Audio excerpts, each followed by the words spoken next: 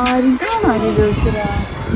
ഇവരൊന്നും വരാത്ത എല്ലാരും ഇപ്പൊ ഏതൊക്കെ രൂപത്തിലാ ഇരിക്കുന്നത് കണ്ടാ മനസ്സിലാവൂ.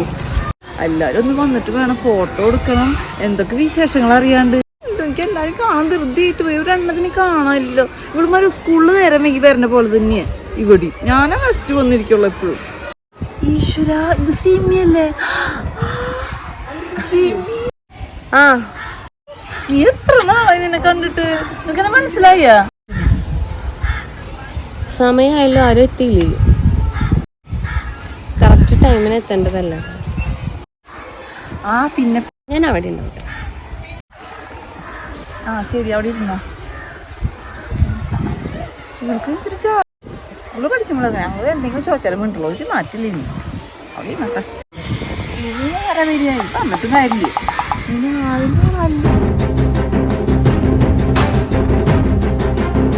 ഇതാണോ പെണ്ണ? മുടിയൊക്കെ ഉണ്ടല്ലോ. ഇതെന്താ സൂചേട്ടാ നാട്ടുകാരൊക്കെ ഇങ്ങനെ നോക്കുന്നേ? ഇനി മുതൽ സുഖം നാട്ടുകാരും ഭ്രാന്തരാണ്. എന്താ നീ അച്ഛൻ്റെ രസം നോക്കണ്? ഇതെന്തിട്ട് ഈ കോലം? കണ്ണാടി കോച്ചുണ്ടല്ലോ. എന്തേടി, എന്താ പ്രശ്നം?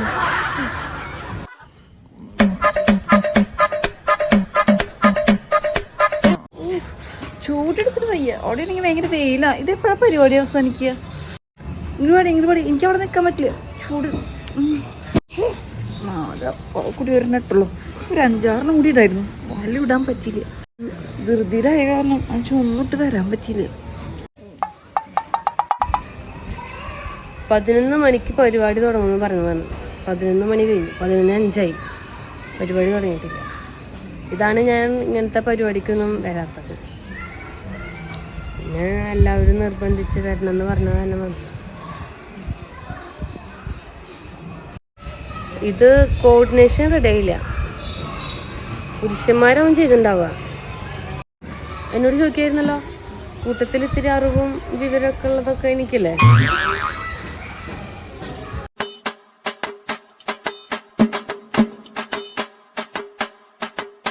ഫോട്ടോ എടുക്കാനോ?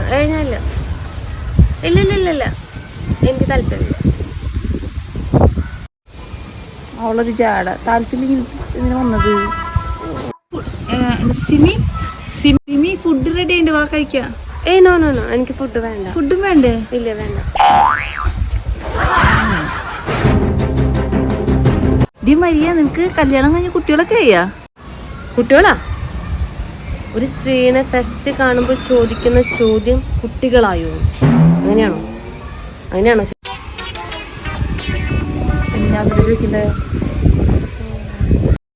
നിനക്ക് ചോദിക്കായിരുന്നല്ലോ, നീ എന്താ ചെയ്യണേ? വർക്ക് ചെയ്യണതാണോ? എവിടെയാ വർക്ക് ചെയ്യണേന്ന് ചോദിക്കായിരുന്നല്ലോ. നീ ഫസ്റ്റ് ചോദിച്ച ചോദ്യം കുട്ടികളായോ?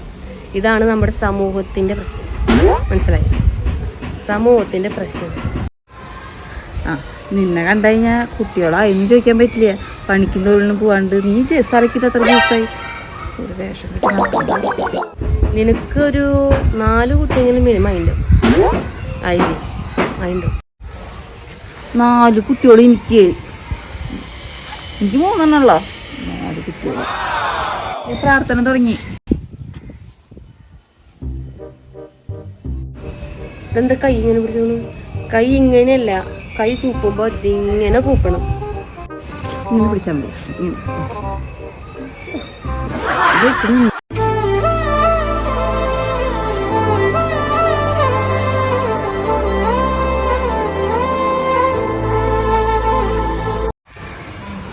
ആടി സുഖം. നിനക്ക് പിന്നെ സുഖല്ലേ? നീ എങ്ങനെ വന്നേ? ഞാൻ കാറിൽ വന്നത്. നീ ആരെയും നോക്കണ്? മനസ്സിലായി ശ്യാമിനെ ആവൂലേ?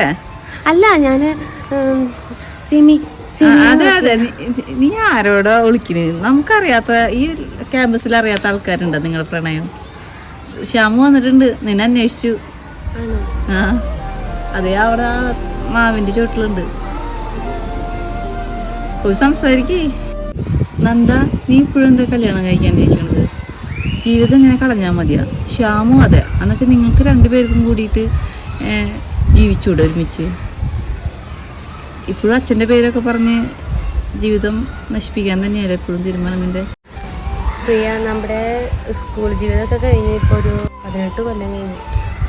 പലർക്കും ഇപ്പോൾ കല്യാണം കഴിക്കാനായിട്ട് പ്രായമുള്ള കുട്ടികളൊക്കെ കല്യാണം കഴിക്കായിരുന്നു അന്ന്. പക്ഷേ അച്ഛനെ വിഷമിപ്പിച്ചിട്ട് ഒരു ജീവിതം എനിക്ക് വേണ്ടെന്ന്. ചേച്ചിയുടെ കേസ് നിനക്കറിയാലോ. ചേച്ചി പോയ വിഷമം അച്ഛൻ ഇപ്പോഴും ഉണ്ട്. അവളങ്ങനെ ഒരു ആളുടെ ഒപ്പം പോയത് അത് ആർക്കും അംഗീകരിക്കാൻ പറ്റിയിട്ടില്ല. ഞാനും കൂടി അച്ഛനത് കൊടുത്ത ആ മനുഷ്യൻ പിന്നെ ഇല്ലാണ്ടാവും. അത് കാണാൻ എനിക്ക് വയ്യ. കുഴപ്പമില്ല, ഞാനിപ്പോൾ ഹാപ്പിയാണ്. എൻ്റെ ലൈഫിൽ പിള്ളേരെ പഠിപ്പിക്കുക, സ്കൂളിൽ പോകുമ്പോൾ പിള്ളേരുടെ ഓരോ കുഞ്ഞു കുഞ്ഞു പ്രണയം കാണുമ്പോൾ ആലോചിക്കാറുണ്ട്. മറക്കാൻ പറ്റില്ലല്ലോ, ഇടയ്ക്കൊക്കെ ഓർമ്മ വരും. ശ്യാമിന് വേറെ കല്യാണം കഴിക്കായിരുന്നു, അവനും കഴിച്ചു. ഇനി അങ്ങനെ ഒരു ലൈഫ് വേണ്ട. നന്ദ, ശ്യാമ വരുന്നുണ്ട്. ഇനി ഞങ്ങള് സ്വർഗത്തിലെ കട്ടുറുമ്പാവണില്ല, ഞങ്ങൾ പോട്ടെ. മഞ്ജിമ മോഹനല്ലേ ഇത്? ദൈവമേ, സ്കൂളിൽ പഠിക്കുമ്പോ എങ്ങനെ ഇരുന്ന കോല ഇപ്പൊ നോക്കിയവളെ കണ്ടു കഴിഞ്ഞു കഴിഞ്ഞാൽ വെളുത്ത് വെളുത്ത് വെളുത്ത് വെളുത്ത്.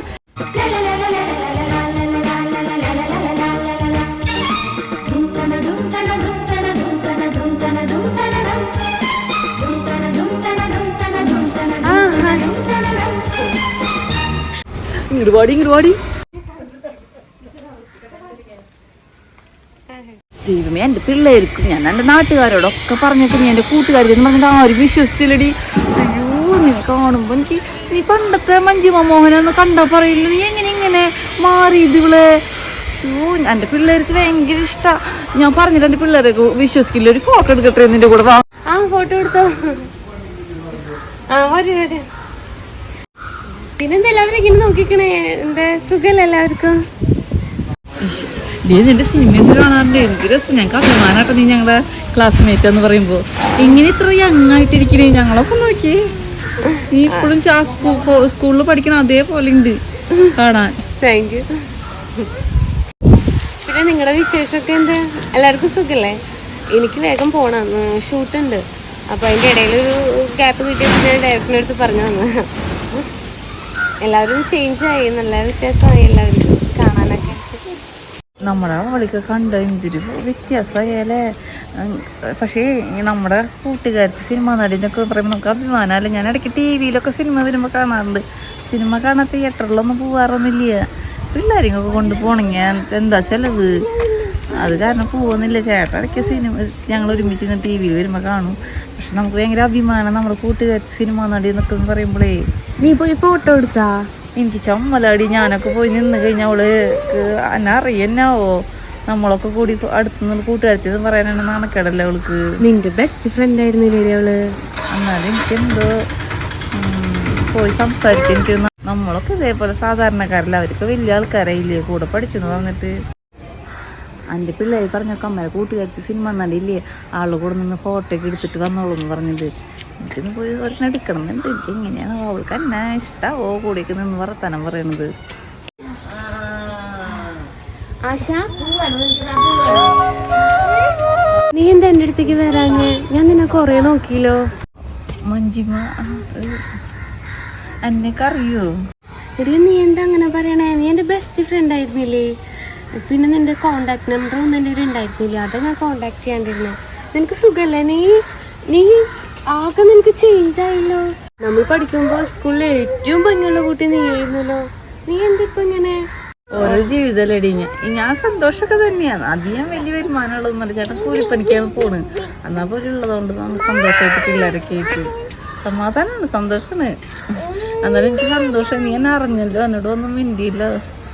എന്നാലും നീ എന്നോട് എന്നെ അറിഞ്ഞ് എൻ്റെ അടുത്തേക്ക് വന്നല്ലോ, എനിക്ക് ഭയങ്കര സന്തോഷം. എനിക്കൊരു ഫോട്ടോ എടുക്കണമെന്നുണ്ടായിരുന്നു. നീ എന്താ അങ്ങനെ പറയണേ? ഒരു ഫോട്ടോയാ? നീ എന്റെ ബെസ്റ്റ് ഫ്രണ്ട് ആയിരുന്നില്ലേ? ഗ്യാപ്പായി കാണാനൊക്കെ. അത് ഞാനും തിരക്കായി പോയിടി. അതാ എന്റെയിലും മിസ്റ്റേക്ക് ഉണ്ട്. ഞാൻ എങ്ങനെയെങ്കിലും കോണ്ടാക്ട് നമ്പറൊക്കെ ആയി നിന്നെ വിളിക്കേണ്ടതായിരുന്നു. നിന്റെ പിള്ളേരൊക്കെ എന്തെടുക്കണ സുഖാണോ? രണ്ടാള് സ്കൂളിൽ പോയിക്കാം, 3 ആളാ. നീ വന്നേ, നമുക്കൊരു ഫോട്ടോ എടുക്കാം. ഞങ്ങളൊരു ഫോട്ടോ എടുക്കൂ.